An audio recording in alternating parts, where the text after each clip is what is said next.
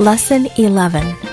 Hello, boys and girls. This is Aunt Fernita, and I have a wonderful story for you called Poison in the Pot. Today's memory verse is from 2 Samuel chapter 9, verse 7. It says, "For I will surely show you kindness."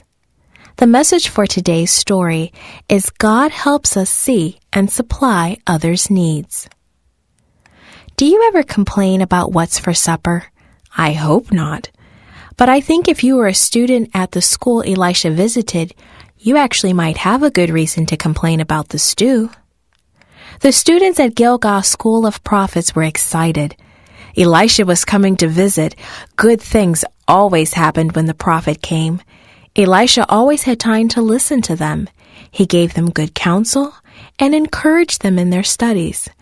Yes, the prophet was coming and the students were excited, but they actually thought about something more than their studies. Would Elisha hear their stomachs growling? What? Stomachs growling?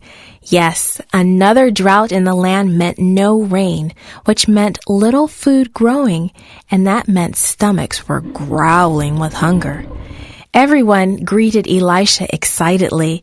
It was easy to see that the students looked forward to his visit. Elisha smiled as he listened to their chatter. But he also noticed that the students looked a bit thin and a little pale. They haven't had much food to eat, Elisha thought. He knew they needed food so they could think clearly. Elisha called to his servant, "Bring a big pot and make some stew for the students." The servant went into the field near the school. He found some things growing on a vine. He wasn't quite sure, but he thought they would do. Elisha's servant boiled some water in the big pot, and he cut up the things he had found and added them to the water, threw in a little herbs, and let them cook and simmer. The smell drifted to the students. Now their stomachs were really growling. They didn't know what the servant had put into the stew, but it smelled wonderful. They hurried to wash their hands and to get their bowls, and soon they gathered around the big pot. They held their bowls eagerly waiting to be served. They gulped down the first bites, but something was wrong. "Stop!" they shouted. "There's poison in the pot." The servant was shocked. "Poison? The plants must have been bad. Oh no, what have I done?" he worried. But God was watching, and he told Elisha what to do. "Bring me some flour," Elisha insisted. His servant hurried away and soon returned with a sack of flour. Quickly, Elisha added the flour to the pot and stirred it. He tasted the stew and then told his servant to offer it to the students again. The servant must have hesitated. The students probably hesitated too. Does flour normally take away poison?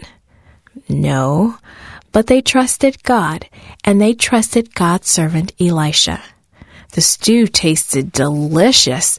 They eagerly emptied their bowls. Elisha realized the students' need of food, and he did what he could. With God's help, he cared for the students. And God will take care of you too. Just ask him every day.